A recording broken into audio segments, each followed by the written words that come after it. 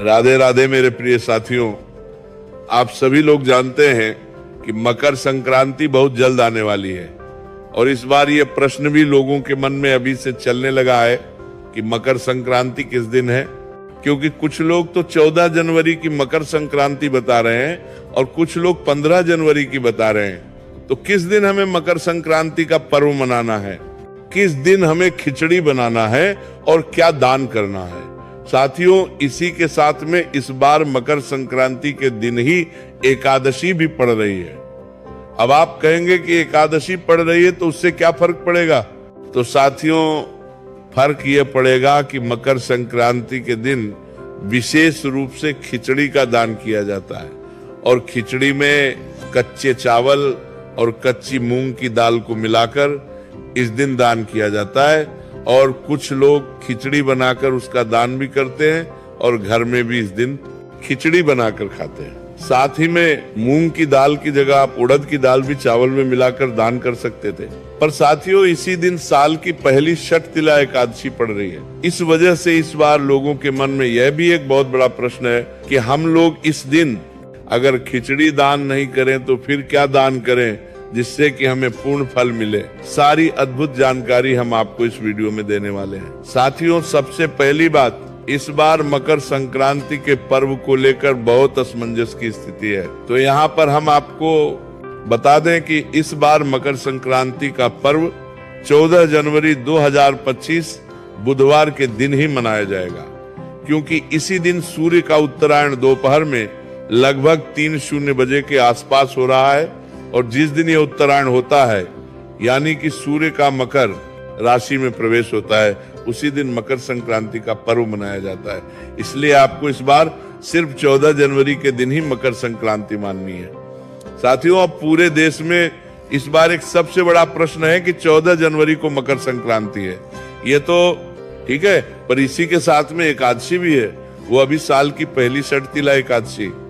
तो यहाँ पर खिचड़ी का दान कैसे किया जाएगा, क्योंकि खिचड़ी में विशेष रूप से चावल भी होते हैं और एकादशी के दिन चावल का प्रयोग नहीं किया जाता है। साथियों, यहाँ पर हम आपको बता दें कि इस बार आप लोग मकर संक्रांति के दिन एकादशी होने के कारण ना आप खिचड़ी का दान कर पाएंगे और न इसे अपने घर पाएंगे। इस बार के लिए पाराम ने कारण मंत्री हो गए। इस बार आपके घर में करने के लिए इस बार मंत्री हो गए कि कारण में नहीं को में बना पाएंगे, क्योंकि एकादशी के दिन चावल को पूर्ण रूप से वर्जित किया गया है। अब आप कहेंगे कि अगर हम इस दिन चावल का दान या खिचड़ी का दान नहीं करेंगे तो फिर ऐसी कौन सी चीज है कि जिसका दान करें और हमें खिचड़ी के दान करने का ही फल मिले। साथियों, मकर संक्रांति के दिन खिचड़ी का दान करना तो सबसे सर्वश्रेष्ठ माना ही गया है, पर आप सभी लोगों को पता है कि मकर संक्रांति में तिल और गुड़ का भी बहुत ही बड़ा और विशेष महत्व माना जाता है। इसलिए इस बार की मकर संक्रांति के दिन आप लोगों को काली तिल और गुड़ का दान जरूर करना चाहिए और यही दान आपको खिचड़ी के दान का फल भी दिलाएगा। साथियों, अगर तब भी आपका मन नहीं मानता है तो आप 14 जनवरी को खिचड़ी का दान ना करें और ना अपने घर में खिचड़ी बनाएं, पर 15 जनवरी के दिन आप खिचड़ी का दान कर सकते हैं। पर विशेष रूप से दान 14 जनवरी मकर संक्रांति के दिन ही किया जाता है, इसलिए आप मकर संक्रांति के दिन इस बार खिचड़ी का दान ना करके तिल और गुड़ का दान करें या तिल और गुड़ से बने हुए लड्डू का दान करें, वह ज्यादा अच्छा रहेगा।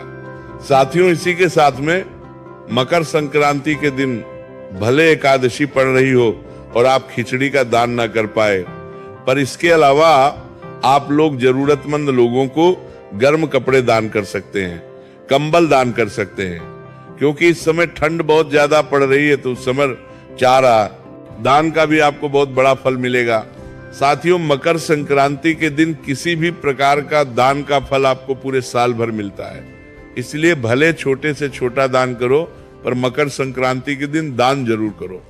साथियों, अब आप ये जरूर कहेंगे कि अगर हम मकर संक्रांति के दिन कोई दान कर रहे हैं तो वो दान किसको दें? तो इसका जवाब है कि आप किसी जरूरतमंद व्यक्ति को भी दान दे सकते हैं। आप भले लड्डुओं का दान दे रहे हो, चाहे कपड़ों का दान दे रहे हो, आप दे सकते हैं, पर आप चाहे तो मंदिर में जाकर पंडित जी संगीत को भी दान दक्षिणा दे सकते हैं। साथियों, आप भले किसी को दान कर रहे हो, चाहे तिल और गुड़ के लड्डू दान कर रहे हो या तिल और गुड़ अलग अलग दान कर रहे हो, चाहे किसी भी वस्तु का दान कर रहे हो, उसके साथ में कुछ पैसे जरूर दान करें, ताकि हमारे दान में जो भी कमी हो वो ऊपर से जो पैसे हम लोग रखते हैं दक्षिणा के रूप में, वो उस कमी को पूरा कर देते हैं। इसलिए भले 10, 100, 500 जितनी आपकी क्षमता हो, वो अपने दान के साथ में अपने रुपए रखकर ही दान करें। साथियों, इस तरीके से आप लोग मकर संक्रांति के दिन एकादशी होने के बावजूद भी ये दान करके खिचड़ी दान करने के बराबर ही फल प्राप्त कर सकते हैं।